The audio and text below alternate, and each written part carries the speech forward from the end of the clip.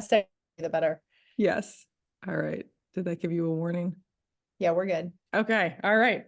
Well, We're on. hello. I Hello. am thrilled to be here with Wendy MacNaughton, who is I want to say like we're going to be actual friends, but so far Yeah, like we're real friend, like real like friends. IRL friends. Yeah. Right now we're doing the IZL, I guess Zoom Life friend thing. Yeah, the Zoom life. But Wendy is an artist, a graphic journalist, and she's also trained as a social worker. I became aware of her slash your work. I don't even know when, maybe when I was in graduate school. We have a mutual friend, Samin Nosrat, who wrote an amazing cookbook called Salt, Fat, Acid, Heat that you illustrated. Mhm. And I've been a fan ever since. And actually, we were directly put in touch when Wendy did a piece of op art for the New York Times. Now, you guys can't see this, but I'm going to surprise Wendy by showing that I actually got it printed out so that I can, Wow. yeah. Oh, It's that's a, so cool. actually, do you want to describe this? Do you remember what this was? Yeah, that makes me so happy to see. It was a piece about having fun again. And I did it at a time when we were coming out of the pandemic. And I feel like we've been out of it for a little while, but a lot of people, or at least I was feeling like I'd kind of lost my mojo and I Mm. wasn't able to like really be in the present and finding a lot of joy anywhere. I was pretty devoid of that. And one day I just rolled down a hill. I lay down on the ground on grass and I rolled down a hill and I hadn't laughed that hard and had so much fun in like ages. And so I got this like question in my mind, like how do you have fun? Like let's have so anyway, while I was doing this drawn written piece, the wonderful Joanna Pearlstein, who was the editor at the Times, she suggested talking to you because your book on fun had just come out. And so you gave a fantastic quote for that piece. So that's how I think, originally connected, right? Yes, it is because Joanna called me about it. And I have to say, I am in the section that's called More Nerdy Talk, which I loved. And with much respect. I love. It came across. I actually felt the respect, and I was like, we're definitely gonna be friends. She's got me, but it got me as a nerdy talk right here. But yeah, I have it in plastic because I don't actually have an office. And so when I actually get an office at some point in my life, I'm gonna frame it and I'm gonna put it on the wall. That's Um, so cool. Also, like, is there a better thing to be nerdy about than fun? Like, I think that might be the coolest and ultimate nerdy thing ever. I love it. So it's great. so true. That's so true. Like, let's take something that's fun and turn it into a 300-page book. That'll be um And the book is fun. So, yes, it's so great. Well, thank you.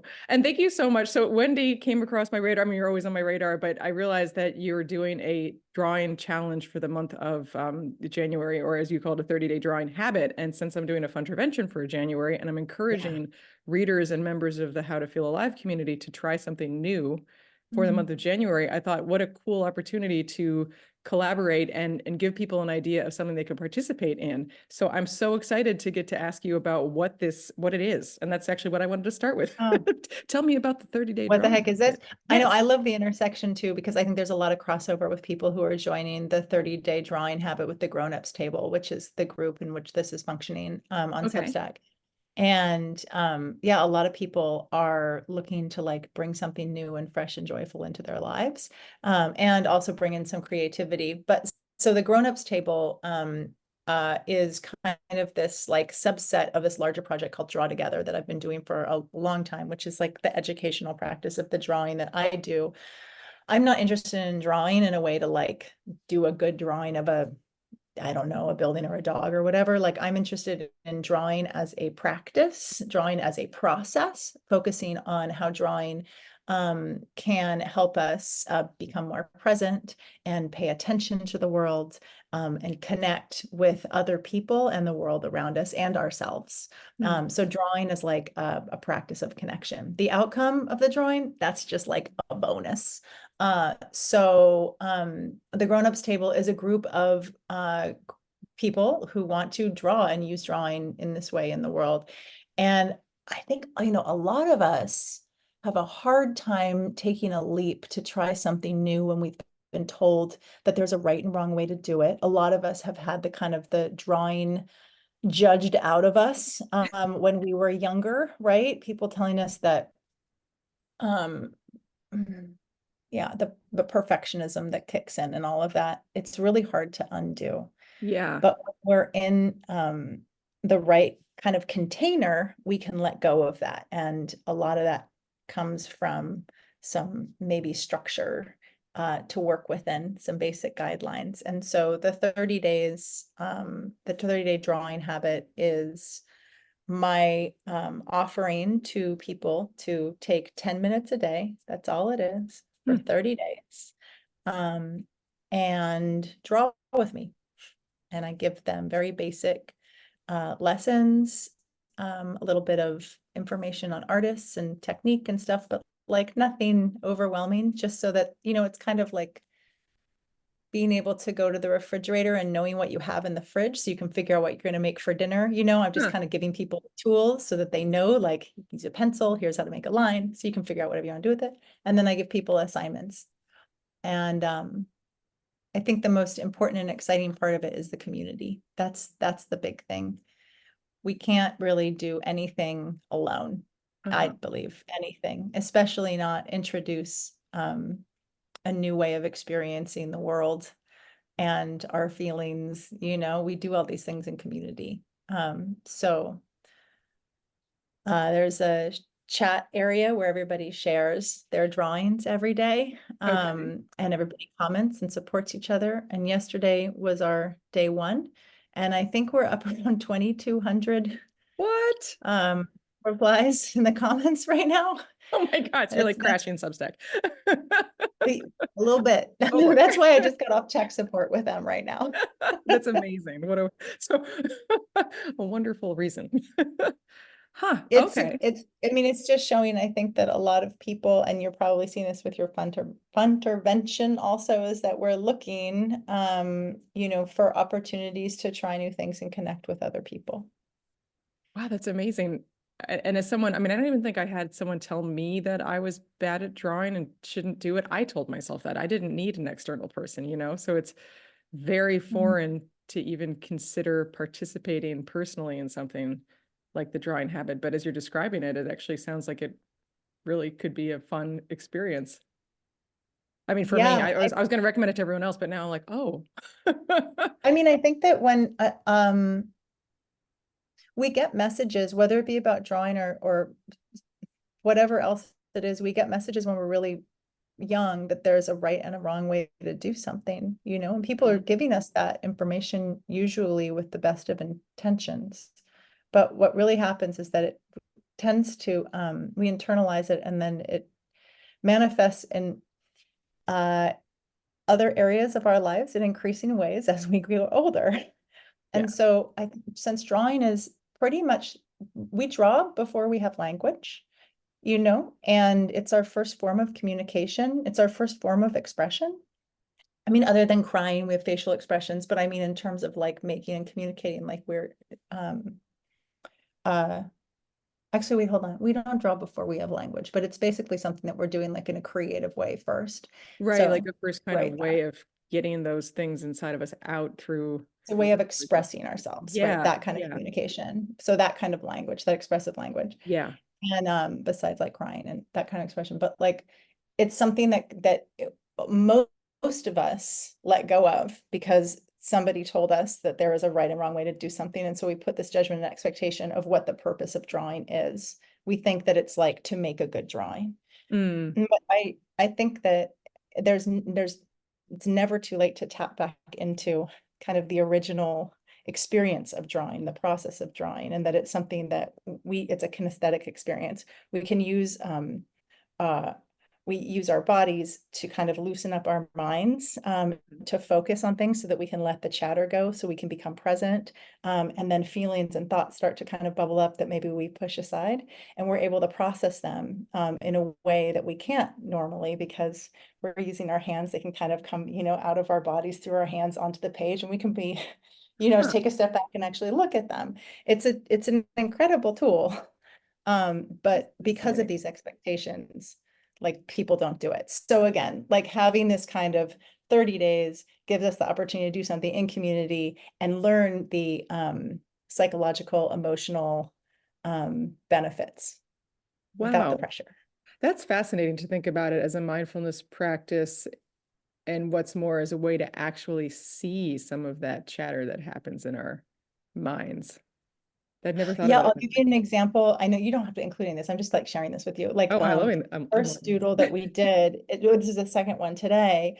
It's really simple. Again, you set a timer for 10 minutes and then you do a continuous line drawing, which is just like you never take your pen up off the page, do kind of a loopy line drawing. So it creates this kind of abstract, like very beautiful flowing stained glass. And then we just color it. But then in addition to like the kind of meditative coloring practice, I ask people to do two things. One is like breathe on the upstroke and down on the downstroke, which Huh. keeps us, brings us back to our breathing every now and again.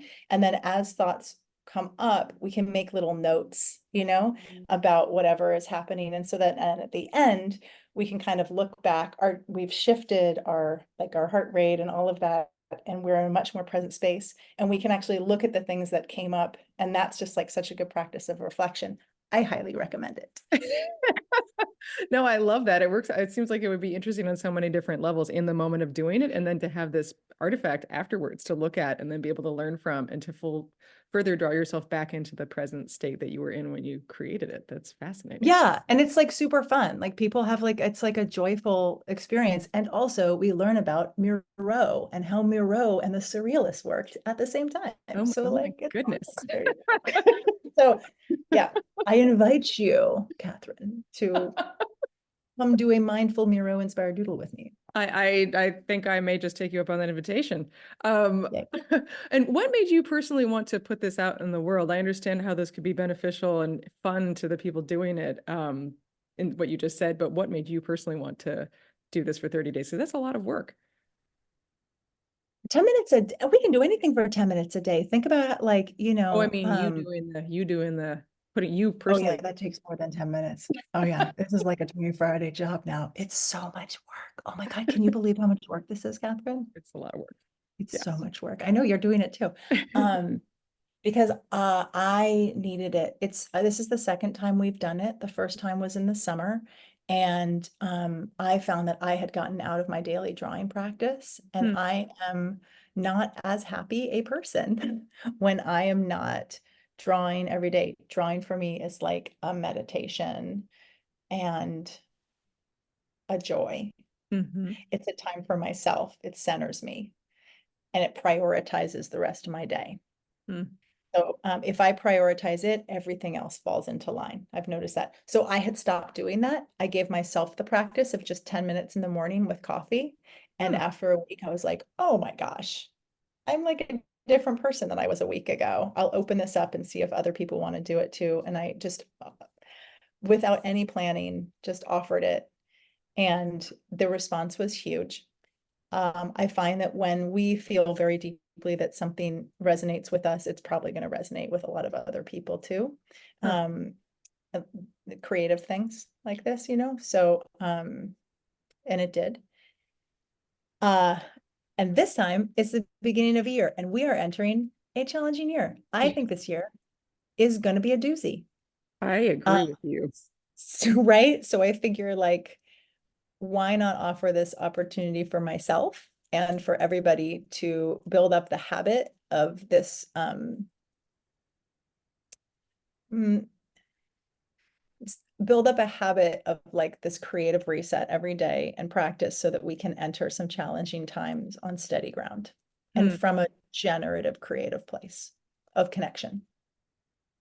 Well, I love that. And I think it also, I've gotten really interested in rituals recently. I actually want to do something bigger about rituals, which I feel like we may have to talk again, Wendy.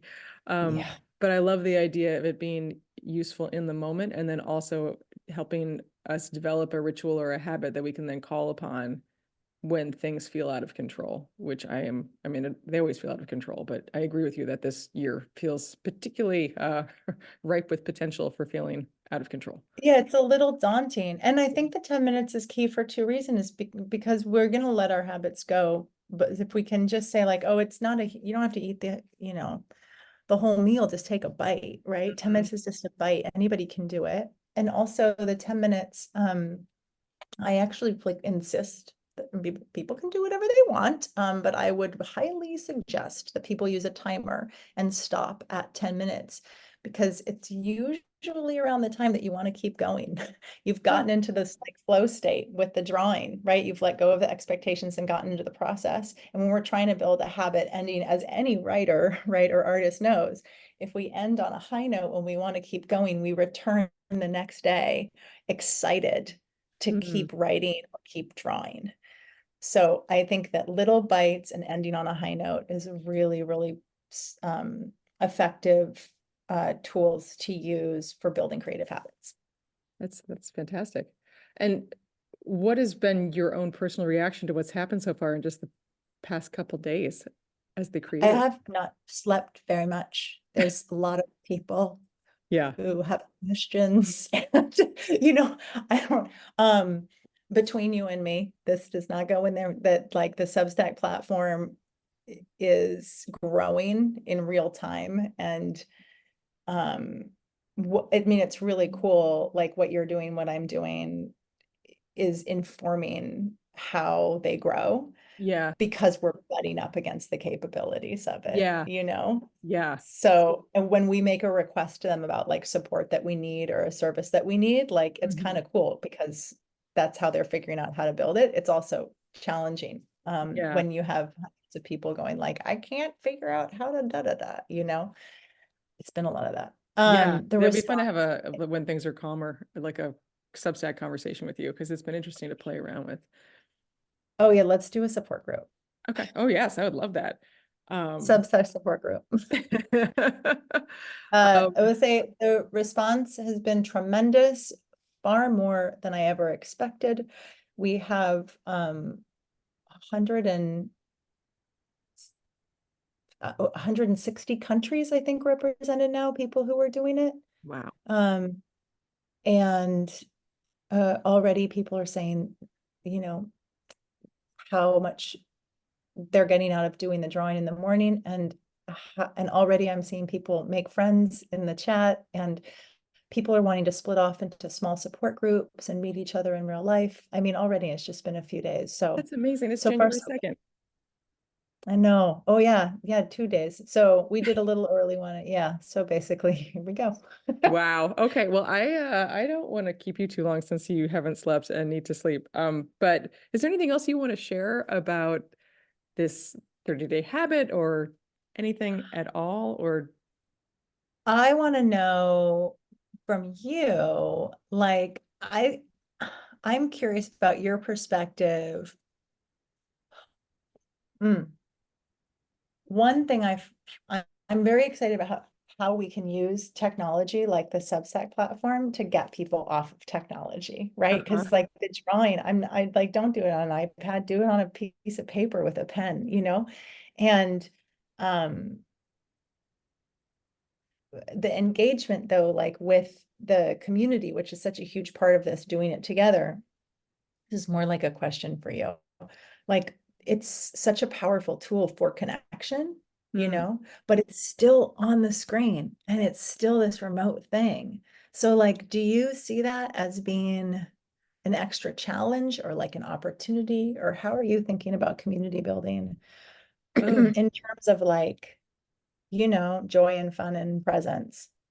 well, I think I struggle with the same issues you're talking about, where it's a good use of technology to, like we're Zooming right now, or to create a Yeah. quote unquote community on Substack, but it's not the same as being in person with people. And that actually relates to a question I wanted to ask you about your in person, 1 minute draw together challenge. So I think for me, I enjoy it. I'm glad this is out there, but I'm also always constantly struggling myself with just figuring out how do I myself involve myself more in in-person stuff, because that is where I think the true nourishment happens. And I think we all know that intuitively, and then from experience from the years of being just on Zoom calls during the pandemic. Totally.